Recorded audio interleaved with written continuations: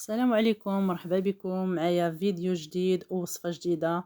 كيف العادة باقين مع حلويات العيد ان شاء الله. دابا غادي نوجد معكم غريبة المعلكة اللي كتجي اكثر من رائعة.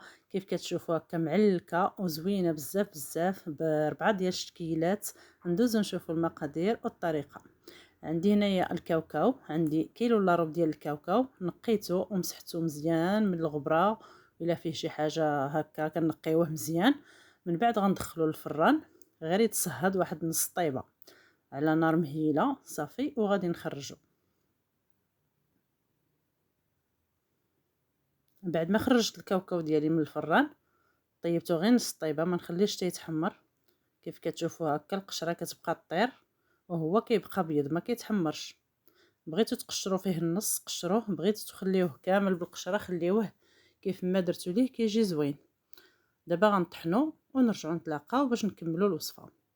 بعد ما طحنتو كي كتشوفوا خليتو شويه حرش بحال الشكيل ديال الكسكسو، ما طحنتوش 100%. صافي خليتو هكذاك شويه مهرمش. غنضيف ليه واحد القريصه ديال الملحه، وعندي هنايا كاس د العنبه ديال السكر سنيده مع مرش. حتى الا عمرتو الكاس راه كيجي هو هذاك. انا هنا شويه نقصت الحلاوه. معلقه صغيره ديال القرفه. القرفه كتجي فيه زوينه، كتعطي واحد النكهه زوينه. غنخلطوا هاد النواشف كاملين مع بعضياتهم، ومن بعد غادي نضيف جوج خمارات حمرين، ما تنساوهمش هنا راه ما تصوروش ليا.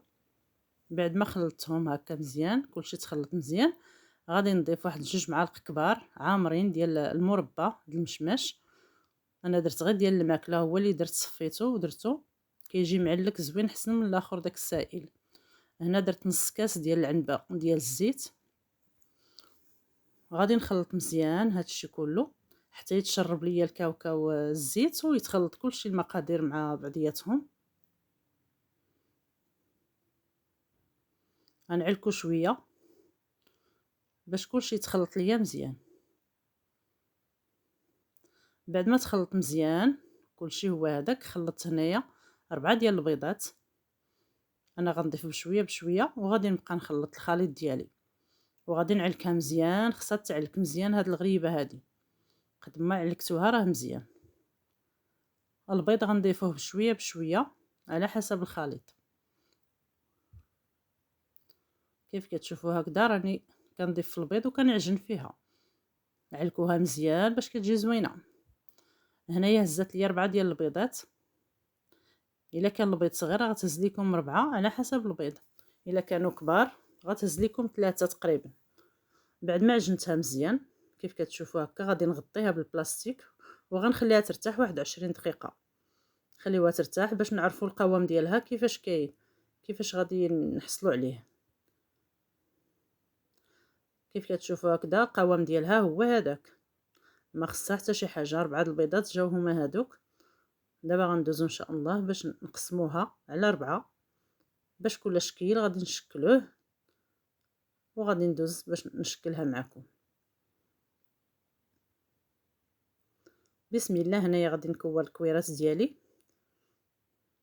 غنديرهم في البيض ديال البيض. بعد ما خلطته مزيان غندير فيه الوجه ديال الغريبه وغندوزها في اللوز ايفيلي. من بعد غنضغط عليها شويه، ما نخليهاش هكاك. غندوز نكور الكويره الثانيه، غنديرها حتى هي في البيض البيض غير الوجيه ديالها، وغنديرها في الكاوكاو مهرمش. ايوا صافي غادي نستفهم في اللاطه ديالي. كيف كتشوفوا غنضغط عليهم شويه. هنايا غنكور الكويره ديالي عاوتاني وغادي نديرها في السكر كلاصي. هنايا السكر كلاصي، كل كاس ديال السكر درت ليه معلقه كبيره ديال النشا باش منين تمرمدو فيها الحلوه غادي تشد، ما غاديش يطيح لنا السكر منها. صافي وغنحط الحليوات ديالي في اللاطه. انا غنستمر هكذا حتى نكمل الحليوات ديالي ونرجعوا نشوفوهم.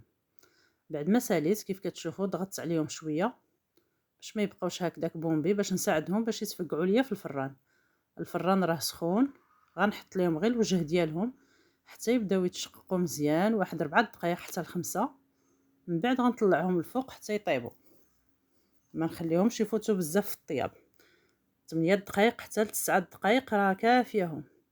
بعد ما خرجتهم الفران كيف كتشوفوا هكا كيجيو زوينين ومحمرين معلكين على حقهم وطريقهم. ندوزو نشوفوهم في طبق التقديم كيفاش كيجيو. وهكا الحليوه ديالي كنكون ساليتها وكتجي على هذا الشكل هذا رائعه. كيف كتشوفوا معلكه وبنينه بزاف بزاف. الشكيل الرابع درتو بنص قرقاعه هكا عطاتني 4 ديال الشكيلات. كيف كتشوفوا هكا بلاطو كامل ومكمول. كنتمنى تعجبكم، ولا عجبكم هذا الفيديو شاركوا في القناه وديروا لايك وتعليق زوين من عندكم، ونتلاقاو ان شاء الله في فيديو اخر ووصفه اخرى بحول الله.